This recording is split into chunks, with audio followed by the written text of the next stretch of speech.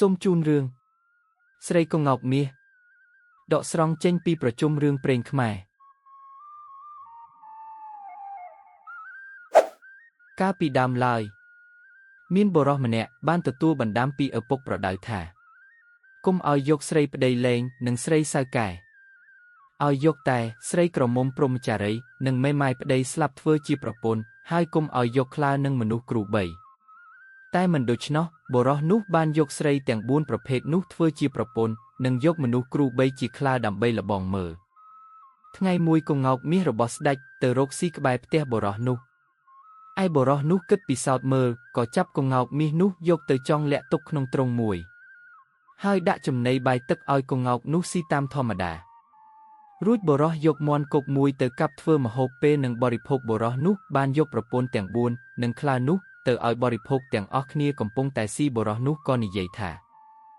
នេះគឺជាសាច់កុងោកមាសរបស់ស្ដេចដែលអញបានលួចកាប់យកមកស៊ីនិយាយរួចបុរសនោះក៏នាំគ្នាហូបបាយតាមដំណើរចំណែកឯស្ដេចវិញដល់បាត់កុងោកដូច្នោះ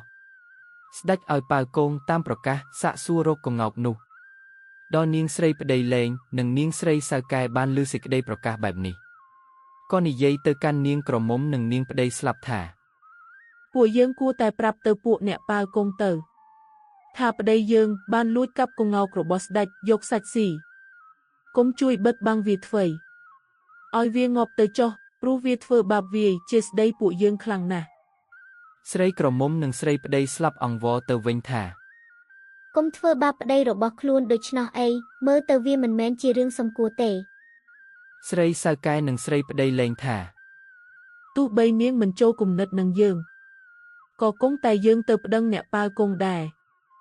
ថាហើយស្រីទាំងពីរនាក់នោះបានធ្វើដំណើរទៅប្តឹងអ្នកប៉ាវគងតាមដំណើរថា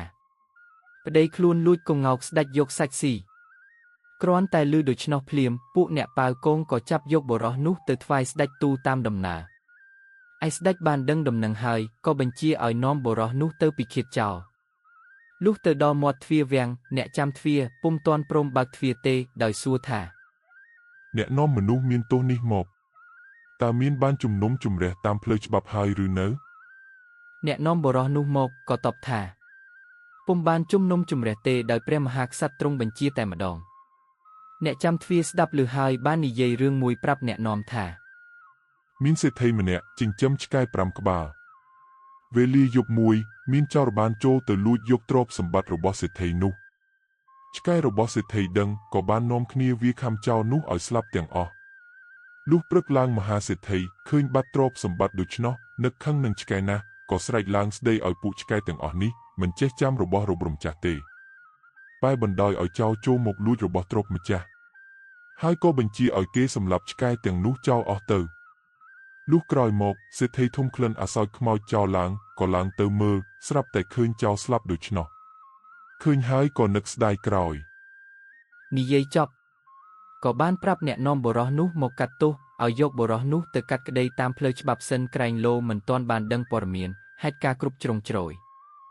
អ្នកនាំបុរសនោះមកក៏នាំគ្នាទៅគោលព្រះមហាក្សត្រវិញនិងប្រាប់តាមដំណើររឿងព្រះមហាក្សត្រទ្រង់ក៏សញ្ញឹងគិតបន្តិចរួចក៏យល់ថាពិតជាសំហេតុសំផលមែនមិនគួរកាត់សេចក្តីតាមចិត្តក្រោធឡើយស្ដេចក៏សួរទៅកាន់បុរសនោះពីរឿងសម្លាប់កុងោកមាសបុរសក្រាបទូលថាក្រាបទូលព្រះអង្គ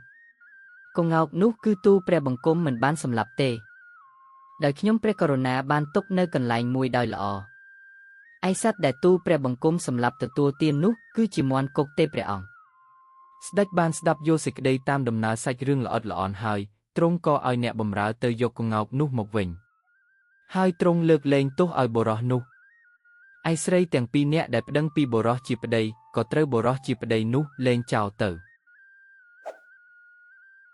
រឿងស្រីកុងោកមាសចប់តែប៉ុណ្ណេះ